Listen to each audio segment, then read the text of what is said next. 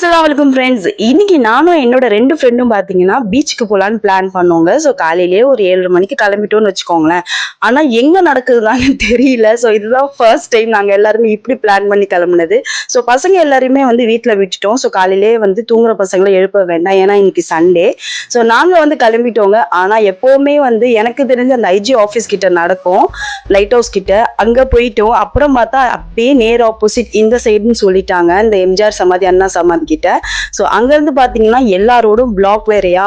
So எப்படி போறதுனே தெரியலங்க. நாங்க வேற வண்டி வச்சிருந்தோமா. ஸோ ஒரு வழியா சந்து சந்தா பூந்து முடிஞ்ச அளவுக்கு எவ்வளவு கிட்ட முடியுமோ அவ்வளவு கிட்ட வண்டியை பார்க் பண்ணிட்டு ஸோ நாங்க பீச்சுக்குள்ள என்ட்ரு ஆனோங்க. ஸோ என்ட்ரு ஆனா பாத்தீங்கன்னா அந்த வண்டி அந்த பரேடுக்கான வண்டி எல்லாமே லைன்ல நின்றுட்டு இருந்தது. சரிப்பா ஒரு வழியா நெருங்கிட்டோம் அப்படின்னு சொல்லி உள்ள போய் பார்த்தா செம்ம கூட்டங்க. அப்பா இப்படி ஒரு கூட்டத்தை சத்தியமா நான் பார்த்ததே இல்லை. நான் இந்த மாதிரி 26 அன்னைக்கு ரொம்ப ரொம்ப ரேர் தாங்க வர்றது. ஸோ சின்ன வயசுல ஸ்கூல்ல இருந்து வந்திருக்கேன். ஸோ அதுக்கப்புறம் வரவே இல்லை. ஸோ அதனால எங்களுக்கு ஐடியாவே இல்லைங்க.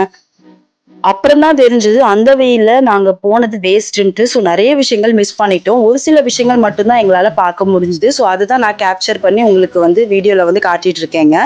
ஸோ நாங்க என்ன பண்ணோம் தெரியுமா, அங்க நின்னுக்கிட்டு லைவ் போட்டோங்க. போன்ல இந்த நியூஸ்ல லைவ் போட்டு அங்க நின்னுக்கிட்டு லைவ் டான்ஸ் எல்லாம் பார்த்துட்டு இருந்தோம். எங்களுக்கு ஒரே சிரிப்பு. இதை நம்ம வீட்லயே உட்காந்து பண்ணிருக்கலாமே அப்படின்னு சொல்லி சிரிச்சிட்டு இருந்தோம்.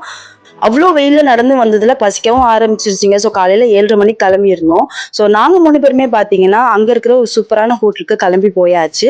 அங்க பாத்தீங்கன்னா காம்போ டிஃபன் ஆர்டர் பண்ணிட்டோங்க. ஸோ எங்களுக்கு பாத்தீங்கன்னா இந்த கிடைச்சது ஒரு 2 hours தான் எங்க ஃபேமிலி விட்டு வர்றதுக்கு. மோஸ்ட்லி பசங்களை விட்டு நாங்க வரவே மாட்டோம். பட் ஏர்லி மார்னிங் டிஸ்டர்ப் பண்ண வேண்டாமே அப்படின்னு பிளான் பண்ணி நாங்க 3 பேருமே வந்துட்டோங்க. பட் உண்மையா சொல்றேன், ரொம்ப ரொம்ப ஜாலியா இருந்தது.